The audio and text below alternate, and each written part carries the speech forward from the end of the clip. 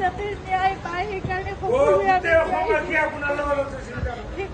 প্ৰতিদিনে হেশটেগ justice for Zubeen Garg সকলোৱে লিখিব এবাৰ আৰু সকলোৱে ন্যায় প্ৰাৰ্থনা কৰিব। সদায় যি হৈছিল আমি জানিব লাগে, সেইটোৱে কথা। আজিলৈকে জনা নাই কি হ'ল, 22টা দিন পাৰ হ'ল, আজিলৈকে আমি নাজানো কি ঘটনা ঘটি গ'ল।